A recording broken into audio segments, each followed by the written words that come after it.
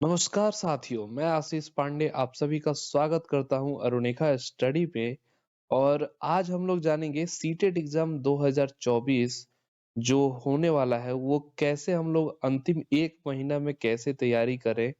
आखिर हमें क्या करना होगा जिससे हम वो अच्छे नंबर के साथ क्वालिफाई कर जाएं। अच्छा नंबर यानी अच्छे नंबर का मतलब क्या होता है वो मैं बता दूं कि आपका 100 मिनिमम 100 तो हो। मतलब अगर कोई एक महीने की तैयारी में मिनिमम 100 कैसे ला सकता है, ये आज हम लोग जानेंगे। और ज्यादा कुछ नहीं है, बस 5 टिप्स हैं। बस उतने को आप फॉलो करेंगे तो वो जरूर आपका हो जाएगा।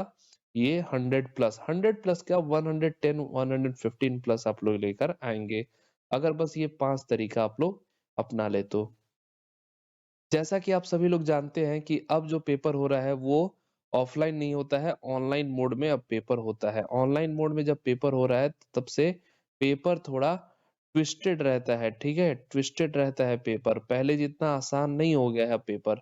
अब पेपर जो भी है वो सब ट्विस्टेड हो गया है, तो इस चीज का ध्यान हमें रखना है। ठीक है, तो चलिए हम लोग बढ़ते हैं और सबसे पहले अपने पहले टिप्स के बारे में आएंगे। उससे पहले मैं बता दूं कि मैं अपने बारे में यहाँ पे कुछ लिखा हूँ, वो देख लीजिए आप। 2 टाइम्स सीटेट क्वालिफाइड हूँ मैं। बीपीएससी टीआरई जो हुआ था पहला वाला वो भी मैं क्वालिफाइड हूँ। केवीएस का रिटन एग्जाम भी मैं क्वालिफाइड हूँ। ठीक है, तो इंटरव्यू के लिए जो आप लोग हो सकता है कि आप लोग पूछे तो मतलब कुछ ऐसे रीजन हो गए थे जिसकी वजह से मेरा इंटरव्यू छूट गया था। तो चलिए उसके आगे हम कुछ चर्चा हम भी नहीं कर सकते हैं, लेकिन जितना है मैं अपने एक्सपीरियंस के अकॉर्डिंग आपको यहाँ पे मैं बता रहा हूँ। तो चलिए मिलते हैं, चलते हैं अभी अगले स्लाइड पे। और जो पहला मेरा टिप्स है, मैं जो पहला मेरा टिप है वो ये है कि always be positive towards students. मतलब आपका जो स्टूडेंट है, जो आपका चाइल्ड है, वो आपके लिए सर्वोपरि है, भगवान है। सब समझ लीजिए कि वही है। ठीक है, वही है आपका भगवान। तो उस तरीके से आपको उसके साथ आपको दिमाग में आपका क्या होना चाहिए कि जो मेरा स्टूडेंट है वो सर्वोपरि है। मतलब क्वेश्चन जब भी आपके सामने आएगा तो आपको ये सोच के चलना होगा कि जो स्टूडेंट है वो आपको मतलब सबसे ऊपर उसको रखना है। मतलब नहीं होता है राज दुलारा, राज प्यारा, राजकुमार, सब कुछ आप समझ लीजिए कि वही है। मतलब उस तरीके से आपको क्वेश्चन करते समय आपको ट्रीट करना है स्टूडेंट को। ठीक है, तो कैसे, जैसे क्वेश्चन के हिसाब से मैं बताता हूँ। एक क्वेश्चन आपके सामने मैं रखता हूँ, तो जैसे ये सीटेट का पेपर में आ चुका है क्वेश्चन। थोड़ा पेन का कलर मैं बदल लूं।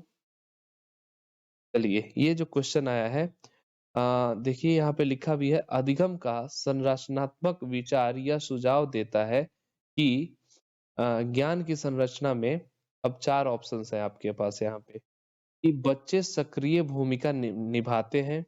दूसरा ऑप्शन है बच्चे पूर्ण रूप से पाठ्य पुस्तक पर निर्भर रहते हैं, बच्चों की कोई भूमिका नहीं होती है। और बच्चे पूर्ण रूप से वयस्कों पर निर्भर रहते हैं। मैंने क्या बोला था कि बच्चे ही सर्वोपरि हैं, बच्चे ही सर्वोपरि हैं। वो मतलब सबसे ऊपर हैं।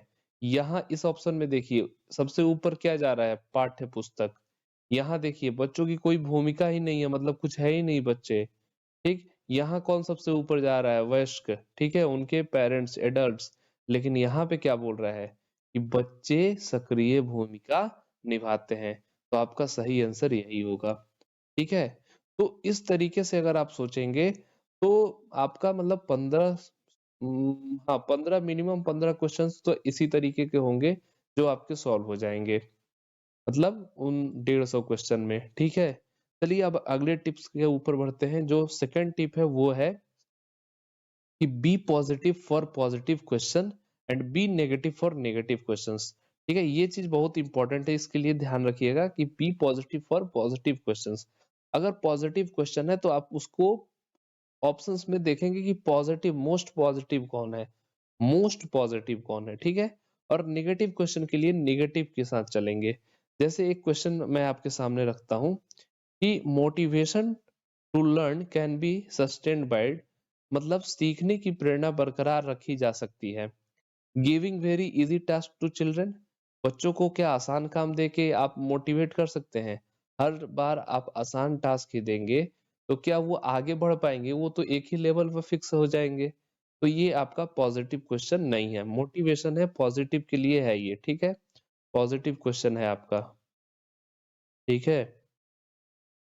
फिर आपका आ रहा है फोकसिंग ऑन रोट मेमोराइजेशन, मतलब रट कर याद करने पर फोकस करेंगे? बिल्कुल नहीं, रटना तो है ही नहीं। आप लोग अगर एनसीएफ वगैरह सब पढ़े होंगे तो आप लोग जानते होंगे। हाँ, पनिशिंग द चाइल्ड, बच्चों को सजा देंगे? बिल्कुल नहीं, सजा तो देना ही नहीं है, ठीक। Focusing on mastery oriented goals, यानी निपुणता उन्मुख लक्ष्यों पर ध्यान केंद्रित करना, ये आपका सही आंसर होगा। मतलब एक वो टारगेट ओरिएंटेड, मास्टरी ओरिएंटेड अगर गोल आप लेकर चलेंगे तो आपका क्या होगा? जो पढ़ाई के प्रति जो मोटिवेशन है, सीखने की जो प्रेरणा है, वो बनी रहेगी, ठीक है। चलिए एक और क्वेश्चन आपको मैं दिखाता हूँ, और वो है ये भी सीटेट 2021 के पेपर में आया हुआ है। सीटेट के पेपर के ही मैं क्वेश्चंस करा रहा हूँ आपको। क्या लिखा है? शेम मतलब शर्मिंदगी, शर्म, ठीक है। क्या होता है?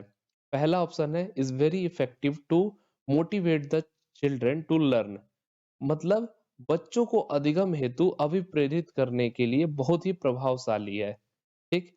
तो क्या शर्मिंदगी आपको लगता है कि मोटिवेशन के लिए ये बहुत ही इफेक्टिव होगा? बिल्कुल नहीं, ठीक। मतलब ये निगेटिव है, और निगेटिव में ये पॉजिटिव बात वाली ऑप्शन तो हो ही नहीं सकती है, ठीक। दूसरा ऑप्शन है कि भाव को अध्यापन अधिगम प्रक्रिया में बराबर पैदा करना चाहिए? बिल्कुल नहीं, ये भी नहीं हो सकता है। मतलब निगेटिव चीज को आप हमेशा पॉजिटिव काम में इस्तेमाल करेंगे? बिल्कुल नहीं। तीसरा लिखा है कि शर्मिंदगी का संज्ञान से कोई संबंध ही नहीं है, ठीक है। नो रिलेशन टू कॉग्निशन, बिल्कुल न्यूट्रल बात ये आ गया है, न्यूट्रल है ये, ठीक है, न्यूट्रल है, ठीक। तो ये भी होगा नहीं। चौथा क्या लिखा है? शर्मिंदगी का संज्ञान पर नकारात्मक प्रभाव पड़ सकता है, मतलब निगेटिव, निगेटिव प्रभाव पड़ सकता है, निगेटिव इफेक्ट होगा, ठीक है, निगेटिव। तो आपका क्या होगा? यही जवाब, ऑप्शन नंबर 4 जो होगा वो सही होगा, ठीक है। चलिए अब हम, आप मतलब एक चीज को सोचिए कि अगर पॉजिटिव क्वेश्चन है तो उसके लिए पॉजिटिव ही रहना है, निगेटिव क्वेश्चन है तो उसके लिए निगेटिव रहना है। कुछ जगह क्या होता है कि ऐसे लिख देगा नहीं, तो जब नहीं लिखता है ना, तो ध्यान रखिएगा इसको वो बोल्ड करता है और अंडरलाइन भी करता है, अंडरलाइन भी करके रखता है, ठीक है। तो उस सब चीजों पे ध्यान रखना है आपको, क्वेश्चंस पे ध्यान रखना है। बहुत लोग यहीं पे गलती कर देते हैं, नहीं नहीं पढ़ पाते हैं, और जो पॉजिटिव आंसर होता है वही मार्क कर देते हैं, जबकि वहां नेगेटिव आंसर मार्क होना चाहिए होता है, ठीक। चलिए अगले टिप्स के बारे में हम लोग देखते हैं।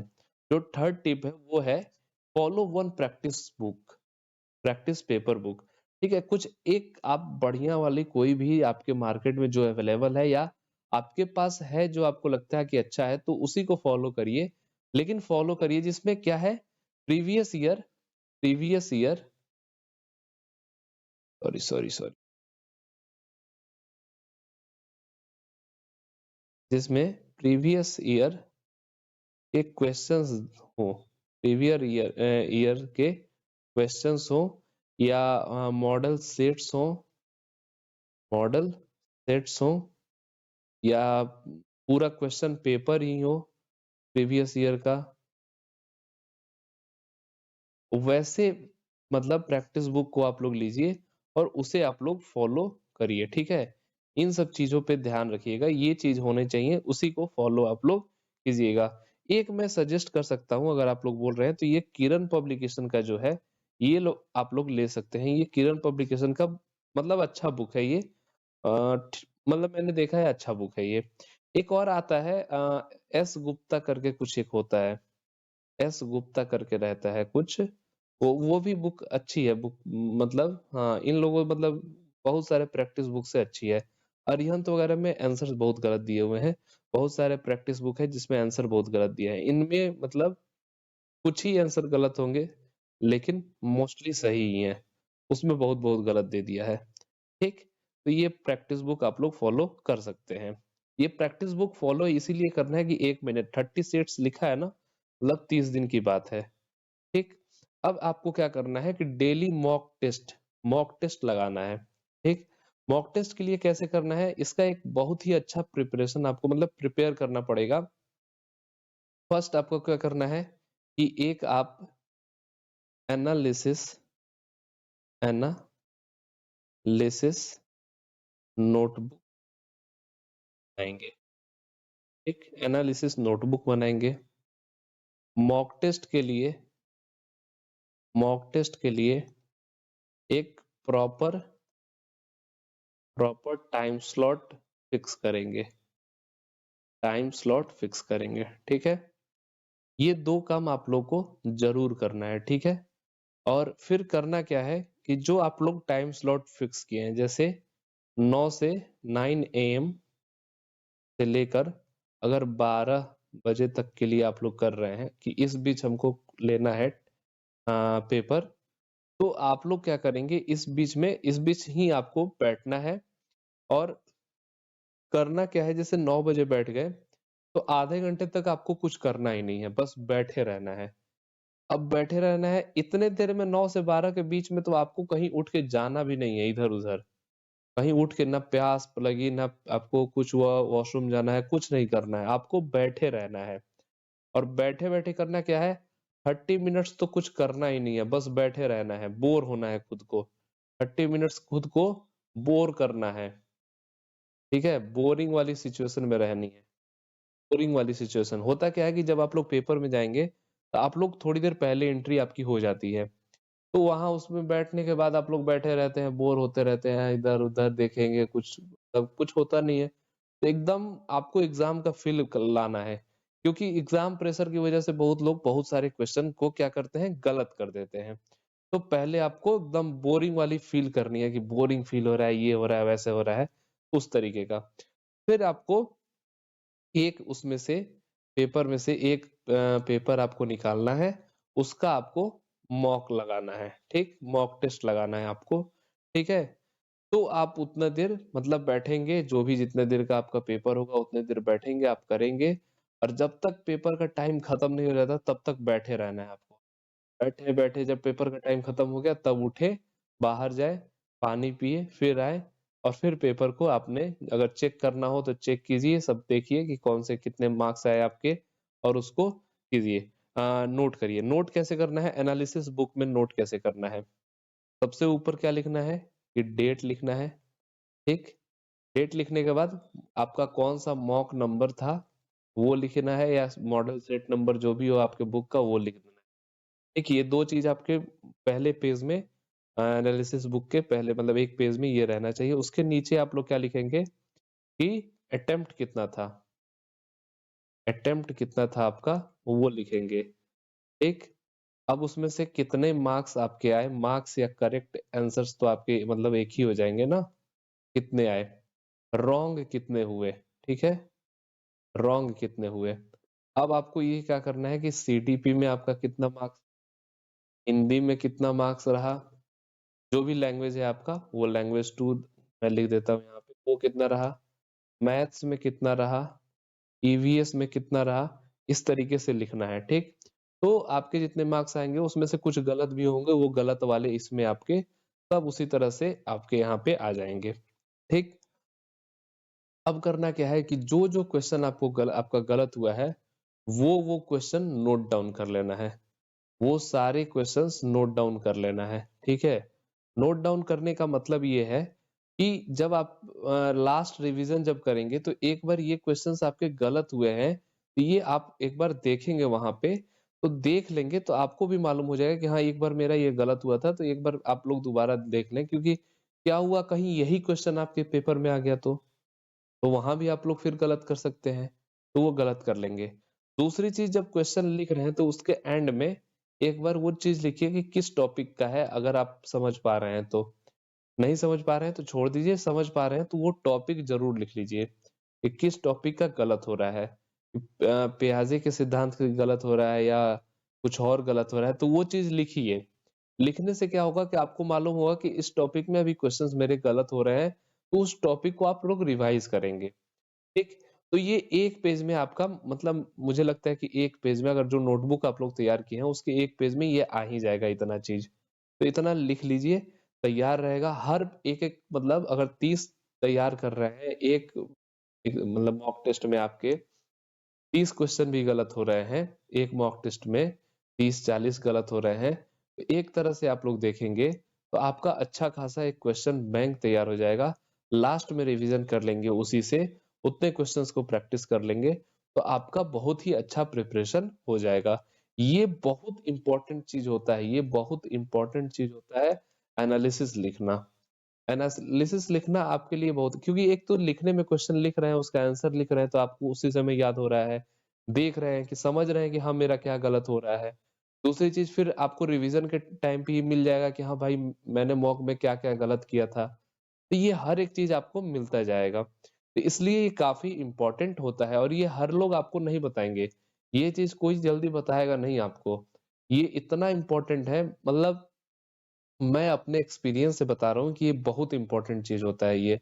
अगर आप लोग मतलब केवल 5 दिन के लिए आप लोग फॉलो करके देखिए, आप लोग के मॉक में स्कोर बढ़ जाएगा। ये मैं गारंटी 110% गारंटी के साथ मैं बोल रहा हूँ, 110% गारंटी के साथ बोल रहा हूँ कि आपके मॉक में मार्क्स बढ़ जाएंगे। बस 5 दिन ही ट्राई करके देखिए, तो आप खुद ही करेंगे कि ये मतलब मैं हर दिन मैं करूँ ये चीज, हर एक मॉक के बाद ये काम करूँ मैं, आपको खुद महसूस होगा। क्योंकि ये बहुत अच्छा काम होता है ये करना। किसी भी कॉम्पिटिटिव एग्जाम में अगर ये कोई कर दे तो वो पक्का, मतलब इवन यूपीएससी तक के पेपर में अगर कोई ये काम कर रहा है तो उसको ये फायदा मिलता है। और मिलता क्या है, मैंने अपने दोस्तों से भी बात किया है जो यूपीएससी क्वालिफाई किए हुए हैं, वो लोग भी बताते हैं कि हाँ ऐसा काम, ऐसा करना ये हेल्पफुल होता है। ठीक, तो ये बहुत इंपॉर्टेंट चीज है। नेक्स्ट आते हैं, ये पांचवा टिप ये है कि ये त्रिदेव हैं ये लोग। ये लोग 3 देवता ऐसे हैं, ब्रह्मा विष्णु महेश जो नहीं होता है, ब्रह्मा विष्णु महेश, वही ये तीनों हैं। तो इनकी थ्योरी तो आप लोग रट्टा मार लीजिए, मतलब जो करना है वो कर लीजिए, एक क्वेश्चन भी नहीं छूटना चाहिए। जितने क्वेश्चन है मार्केट में, जितने क्वेश्चन है वो सारे कर लीजिए, क्योंकि इनसे तो आपका बहुत क्वेश्चन आएगा, तो ये तो छोड़ना है नहीं। ठीक, अब नेक्स्ट जो है, ये 5 टिप हो गया मेरा, जो मैं 5 टिप को आपको मतलब जो थंबनेल में लिखा हुआ था वो तो हो गया।